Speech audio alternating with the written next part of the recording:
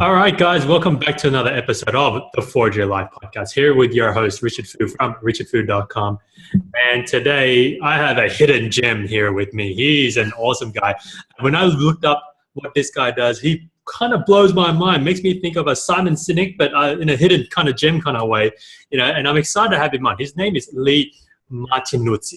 He is the hidden why guy. He helps others uncover really what it is that they want to be achieving in their life and creating that lifestyle that helps them get there. And most of all, I love him the most because just through our short interaction here before the show, he's told me he's already living in Japan and he wants to take his kids all around the world before, breaking that mold of having that belief that once you have kids, you're tied down for life. And I'm excited to hear what he has to share here on the show today. So guys, please welcome Leigh Martinuzzi. Leigh, good to have you on, mate. Hey, man. Rich, thank you for the introduction. What a top introduction. I've watched a few of your YouTube videos and your introductions, and you certainly nail it, man. I wish I could do it as well as you do. So, thanks for doing that, and thanks for having me on the show, first of all. It's a pleasure to be here. What do I do, Rich? Well, I'm the hidden why guy, I guess is what I'm known as. Mm-hmm. So Leigh Martinuzzi, based in Japan now. But hasn't always been this way. It's certainly been a journey that I've learnt and traveled through. And what I do now is, I guess, through discovering my why and really developing the life that I love to live, I'm now helping other people do that as well. So that's through my podcast. I've got a podcast, a blog, a website. I do a lot of writing. And I also coach people one-on-one. So to help them free them lives and really unchain the shackles of conformity, if that makes sense, to start taking their life towards the life they really want to live. I was inspired many years ago. I'll go into my full story soon, but I was inspired by Bronnie Ware, who's written about the top regrets of the dying. Yep. And the top regret was that a lot of the dying people just regretted that they didn't live a life true to themselves, the life that they truly desired. And that really touched me. I thought, that'd be just crap to get to the end of your life and say, geez, I wish I did this, I wish I did that, etc., etc. I hope you don't mind if I use the word crap on your show. All right. And so that really stuck with me, and that just made me started questioning things. And I guess that's where the hidden why came from, is just about questioning things. Why? Why do you do things? Why do we think we have to believe this way or act this way or behave this way? Why can't we do other things? And why can't we live and design our life like we truly want to? And it sounds a little bit dreamy. I get that. A lot of people would listen to this and go, yeah, that's nice for you to say, but you've had it this way, you've had that, blah, blah, blah. But the truth is, everyone that you know has been born the same way. We've all been born, we've all come from the same spot. And then we're entered into this life, maybe with different circumstances, sure. But none of us ever, like Richard Branson was never born as Richard Branson. He had to create that. Mm-hmm. And I think that's the truth. We can create our life. And it doesn't matter how long along the journey you've come to this date, you've created this journey so far, so you can create that next journey. So if you're really not happy where you are right now, then you can create that next part of your journey. You have the power to do that. It might be hard work, but we can certainly do it. So I guess that's what the hidden why is all about, and that's what I'm wanting to help other people do. Inspire them, first of all, be motivational. Yeah. And through that, I want them to, because you need motivation just to get that first step, Yeah. Once you get that first step, then you get flow, and that's when you can really create some beliefs through the behaviors that you create in that flow. So that's what the hidden why is all about. I hope that makes sense. No, I love it, man. I love it. And so tell us about this, Leigh. I mean, tell us your journey to find your own hidden why and what's that been like for you, man? Yeah, good question. I'll try and wrap my head around it. But I suppose, first of all, the hidden why for me, I believe that we all do have a why, a purpose. But I don't think we've got it just straight away. I think some people are fortunate enough to, stumble upon something they really love and something that gives them that life purpose earlier on. And I don't know if you have it yet. I certainly haven't got it yet. I haven't found my hidden why, but I'm certainly evolving my own why. I'm creating it, and I'm moving towards a more true hidden why, I believe. So I think it's part of evolution, but you have to be on that right path already. What happened to me, I was, I haven't had a bad lifestyle. I've had a pretty good lifestyle. I was never 20 and on the couch with $20 in my bank account. I was never one of those stories. Yep. The truth is I had a really good upbringing. I had lots of love. I had, a mother that loved me dearly. I had a father that always took care of us, took us camping. I had all the things that you could be grateful of. I had all the basic needs of mine covered. And I think this allowed me to venture out beyond Yeah, it allowed me to sort of have that comfort, the knowing if I could step away from all that, even if it failed, even if it didn't turn out, I could always fall back because I'd have my basic needs covered. I'd have love, and I think that's something to really be grateful for. But as I ventured through life, you know, things change, obviously, your beliefs change, etc. I came to a point where I was really after the wrong thing. I think I was chasing the wrong rabbit as such.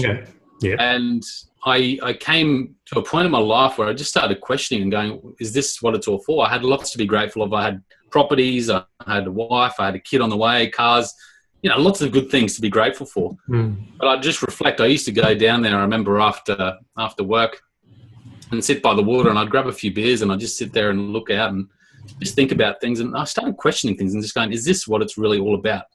Like, and I was probably, 30 then-ish. And I just thought, you know, if this is the way the rest of my life was going to play out, is this really what I wanted? And that's a pretty deep question to ask yourself. And the answer for me was no, it's not really what I want.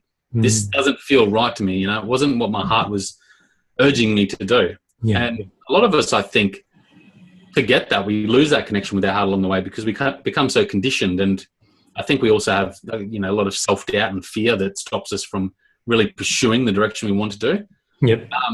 But I think we have to start questioning that and then finding out what that is, really connecting with that, and then letting our soul, letting our heart speak and say, yeah, this is really what I want to do. And then know that, you know, it's going to be hard, but you can go out there and start that journey. So for me, that was my journey. I then started, that was sort of the, I guess, awakening, if you want to call it that. I've had a few along the way, but that was a point where I started just going, well, I need to do something about this. If this is not what I want, then I need to do something. I need to do something different, make some change, because, you know, the old definition of insanity, if you keep doing the things the same way, you're going to get the same results. So I never really invested in myself to that point. You know, I never really tried to improve myself in any way. I guess I was, you know, going to work and maybe I was doing some improvement things there, but never really invested too heavily in myself outside of work, if that made sense. And that's where the change started. I started listening. I started to reach out and listening to other motivational speakers. One particularly that comes to mind is David T.S. Wood. I'll give him a call out because I really respect what he's done to my life. He was part of the catalyst of my change. You know, I started listening to him and started absorbing what he was saying, and slowly, gradually, you know, you start taking action, you start changing your behaviors, and that sort of led me down this path through this personal transformation, which then led me to the hidden why, where I've talked about, you know, finding your hidden why, finding what it is you truly want to do in life, and then start setting up your life and working towards that. So I think that's where it's come about for me, if that's answered your question. I like it. And I love this. I love that you stepped up, man. You were being honest and you said, look, I'm still trying to find my own hidden why.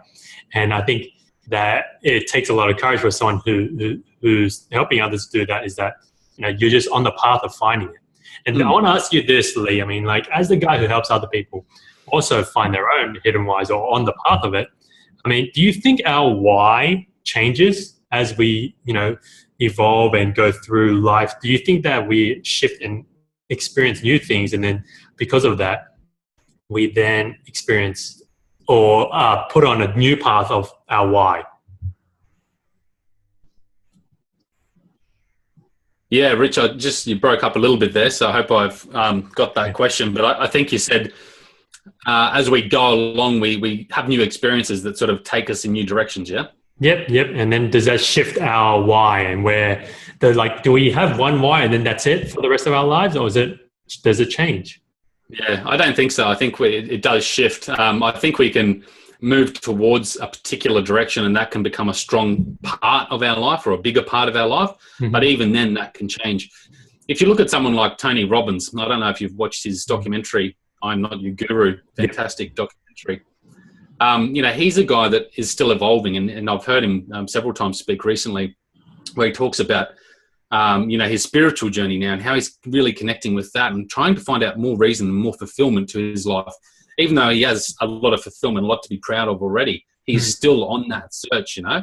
But I think you could wrap it up and say he's found his why, because his biggest why is really helping other people. He doesn't want other people to go through the pain. So he does have a bigger why, but his why is still evolving. I think it's still growing, and that will still change as he progresses. But he's been doing this for 30 years now or something like that. I don't know. And I think he's found that sort of calling earlier on, but it has evolved since he started out. I remember watching him on late night infomercials. I don't know if you do. Yeah. When he first came out doing sales things, and then that's grown into this, major motivational sort of speaker and coach. So, I don't think we have one particular why necessarily. I think we'll grow it and always develop that. And as our curiosity and interest, diverts off into different directions, so will that why, and potentially it'll stay on the same sort of track, but it'll just have tangents of it that will shoot off as that curiosity grows. And I love that you bring up about curiosity here, Leigh, because this is something that I've been thinking about the last probably 2 or 3 weeks. Here is that I think for anyone to be successful in anything, there needs to be, I think it all comes down to having this curiosity, this idea of willingness to learn more, to experience more, to be open and seeing new things in different lights. And talk us through this, man. I mean, talk us through like how you got even more curious. Like, you had that moment when you're 30 and you're like, is this all there is? Right? And now it seems like you've tapped into this curiosity once again after it being numbed or suppressed for however long.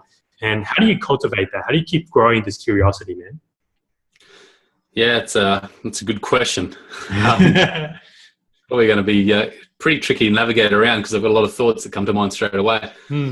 I think really you're right. Like a lot of the successful people that we might admire, you can think about anyone that you do, and I'm sure if you ask them the question, I reckon they would say that they have a lot of curiosity. And I think if we can connect with a purpose, a why, so why we do something, you think about everything you do day by day. If you can really ask yourself, well, why do I do that? What's the purpose? What's the reason?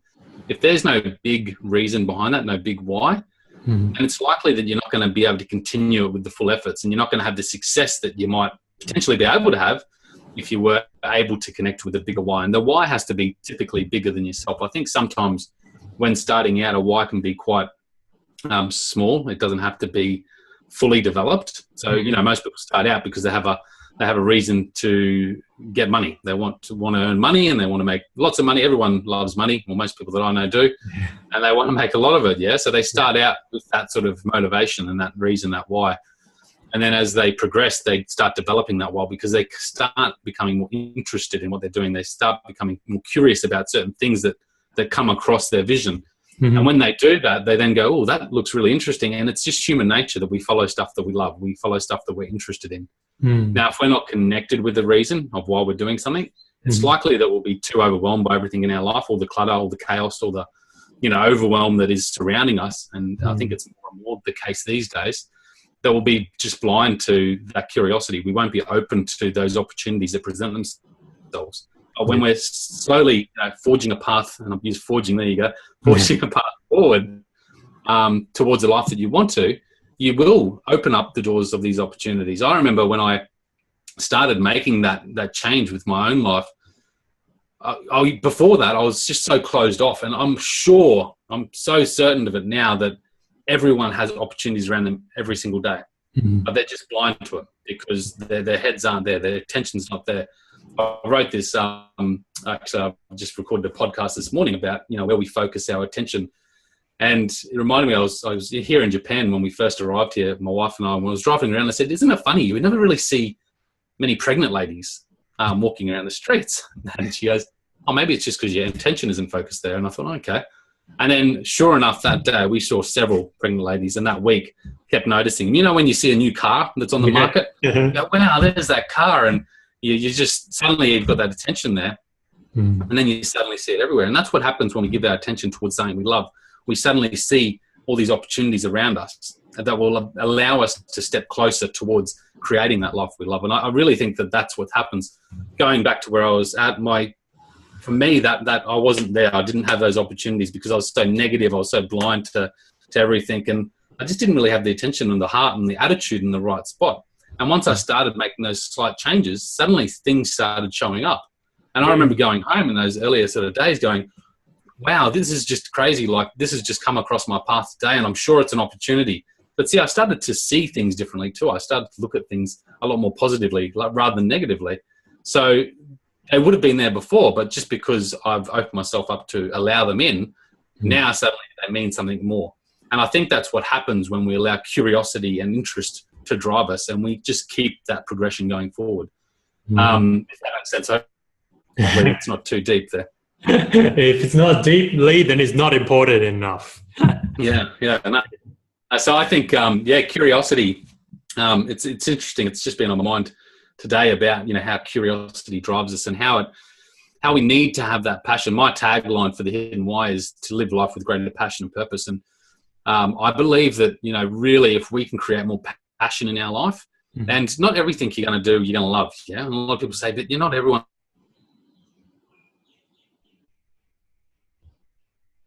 Almost don't believe that. I get it. I understand why our logical mind would tell us that that's not possible. But I believe that we can all find something that's, just that we're absolutely passionate about. We'll just strive us for it every day. And if you're passionate about what you do, you'll become more and more curious about it.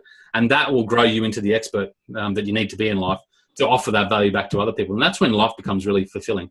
So that's the sort of the path and direction I've taken as well.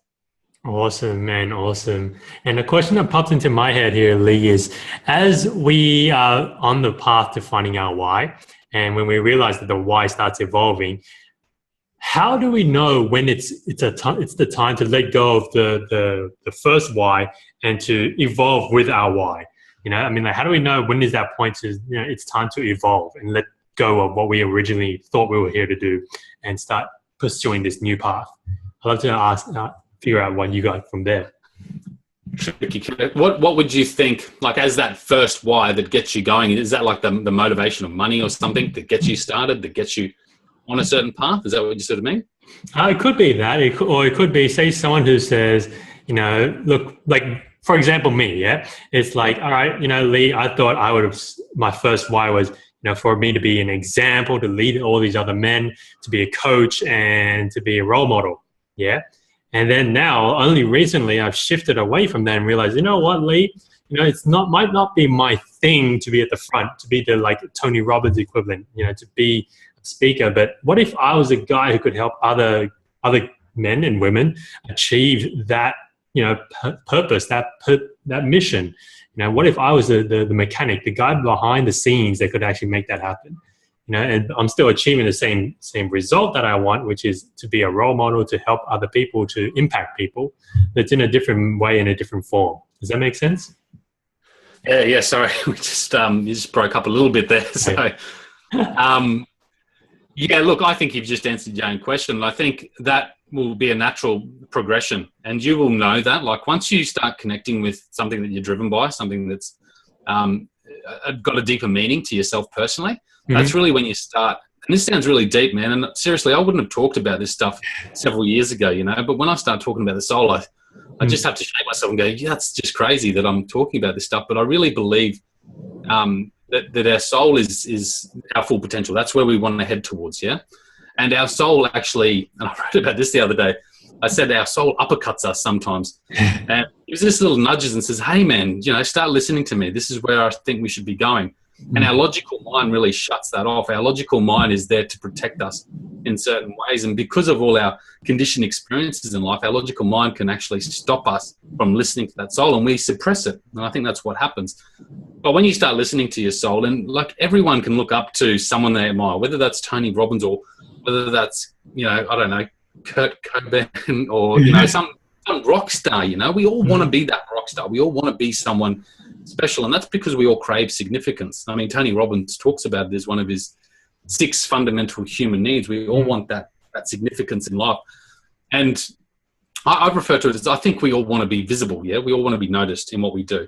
And it doesn't matter if you're going to be a Tony Robbins or if you are going to be, just a mother, a really good mother. Like, it really doesn't matter as long as you're seen and noticed for your efforts that you put through.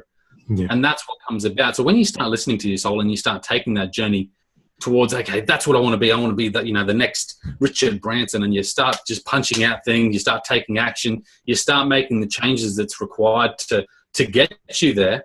And your curiosity will direct you. You'll have greater awareness, because when you're doing something that you love, you're thinking about it more often. And when you think about things, that's when your awareness grows, and that's when you become more wise. And wisdom is what should be directing our decisions. So that's directing your decisions. You'll then be able to say, well, you know what, I've taken this direction and this path, I shouldn't, you know, leave it behind as a thought of regret. Like if you've come this way, and even if you take a totally different direction because you realize that it's not for you, I don't think that's a reason to be regretful. I think that's a learning. I think it's a chance and an opportunity to really start your life in another direction. It's going to be your true why.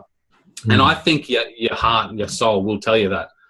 And I think, you know, you are the person that knows yourself the best.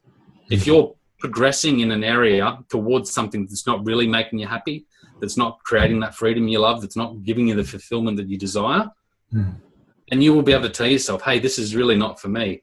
And you'll have those minor realizations where you say, look, perhaps I'm not going to be that front guy, you know, at the top of the stage, but perhaps I'll be able to help guys on a more personal level, one-on-one, or maybe in a, you know, smaller sort of workshop group, something like that, you know, and that's nothing to be disappointed by. I mean, that's, you're still helping people, and that's what it's all about. Plus you're doing something that you love.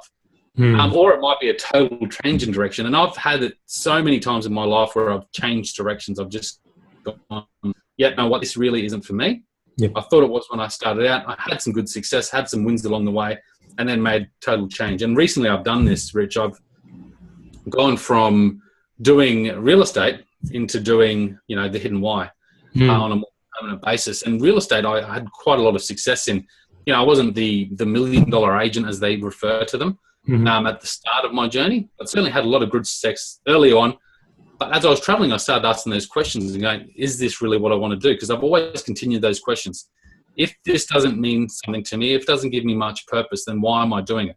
Yeah. And I can ask these about, you could ask this question about any task that you do day to day. I really believe that you should be asking these questions, because if you're not, you're potentially wasting time. And I'm a big time Nazi. I hate wasting my time that doesn't give me purpose.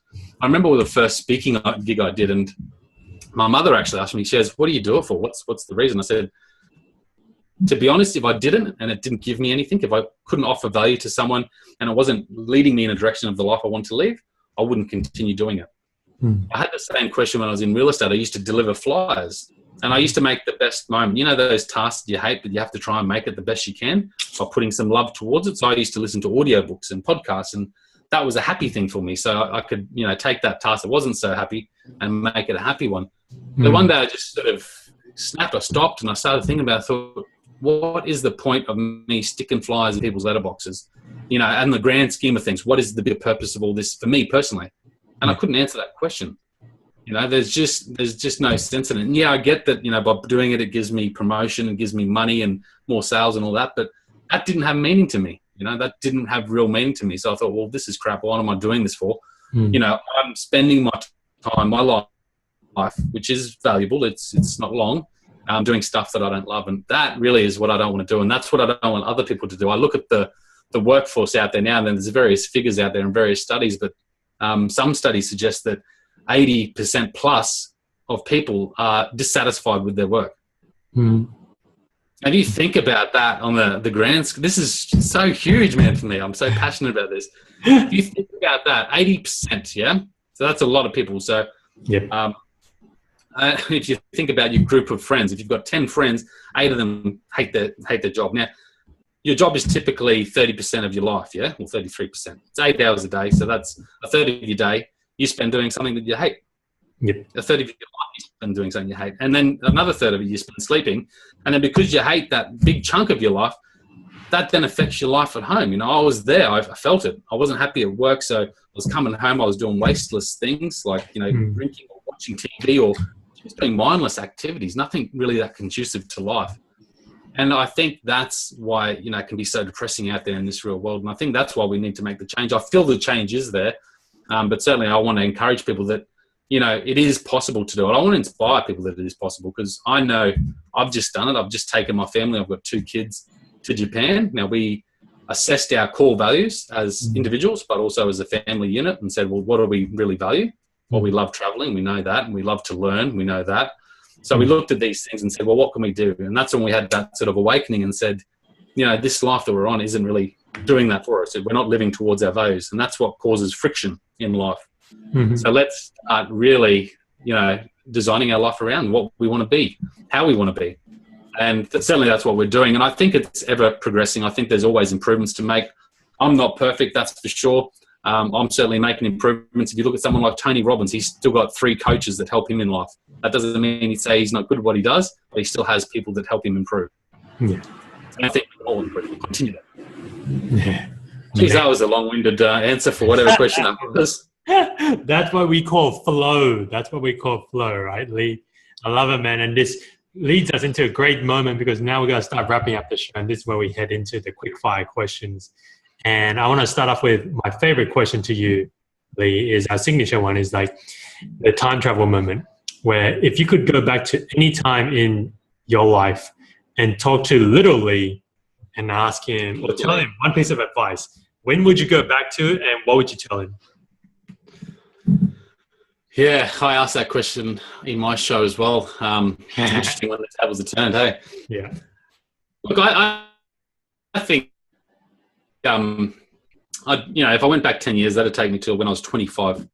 At that point, I was just going back from some travel around the world.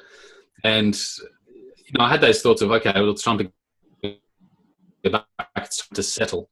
And anyone that understands what I'm saying, that time to settle, I don't think we should ever settle. And certainly not settle for a life that we don't want. But that was my thoughts at that time. So I would probably tell myself 10 years ago, hey, look, you don't have to go back and settle. It's cool. Just take the journey. Things will sort itself out. Just follow your heart. That sounds pretty deep, but that's probably the advice I'd give myself, just to keep going, keep forging forward, and just keep following your heart. Awesome, man. Awesome. Next question I have for you, Leigh, is, you're a big learner. I'm guessing you've read a lot of books. You've listened to a lot of audiobooks. If there was one book that is an absolute must read or must listen to the people who are watching this, what would that be, man? What would that book be? What's the one that you would recommend everyone needs to listen to or have to have read? That's a really good question. I don't have favorites typically because there's just so many good ones. I will recommend one for you, but I also think that, this is one that resonates for me because of a time that I was in that the learning was, pretty fundamental for me, but everyone's going to have a different book that's fundamental for them. But the one I'd read, and there's lots of good ones that I'm sure other guests have mentioned, but 7 Habits of Highly Successful People by Stephen Covey. I don't know if it's been mentioned before, but a great read. I always reflect back to it with a certain amount of things, and it's really about the use of time that I grabbed the gold from that book and how to best use your time. And certainly that's what I'm doing with my life now, is trying to figure out how to best use my time and make the most of this life. Awesome, man. We'll add that to the show notes.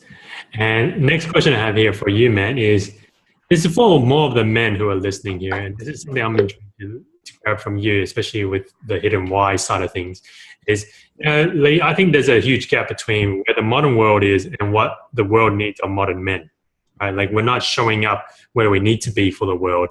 And I'm not sure if you share this belief, but if that was true, right? And for those men who are listening, who are watching this, what do you think is the one thing they need to start doing more of so that they can actually start showing up to where the world needs them to be? Yeah, deep question, eh? I did have that, and I thought about it. I wasn't sure. I don't know if we need anything more. I think we really have everything we need. We just have to have a deeper awareness of it, and perhaps that's the first thing I would say. Have more awareness. Be more open to not only yourself but the external world, and create that awareness, because I think in awareness we will have a deeper appreciation for life and what it all means. And certainly that's something that I'm really discovering more and more as I meditate and do mindfulness practices and stuff like that. I think it's absolutely essential. But the other thing I thought about in regards to this question is dependency is okay. I think it's okay to rely on other people, and I think in the modern world that we've created, independency is favoured, especially in the West. And I think, and it's only come to my mind recently too, but I think that's can be a real shame, because you're not alone. There's people out there that can help you, whether it's coaches or whether it's people, like yourself sharing, great information on podcasts. I think the truth is that we're not alone. And if we can just realize that it's okay to be dependent on others, it's okay to hold hands and walk together, that would really help us as a world go along a lot further. And it might even remove some of the greed that comes with the modern world, some of the greed that's created that causes so much pain and suffering, not only within the individual, but also in the entire scheme of things. So yeah, awareness and perhaps dependency is okay. It's the couple of things that I'd suggest we need. Wow, love it, man. It's so critical and so important that we raise that so that we don't feel like we have to do everything by ourselves.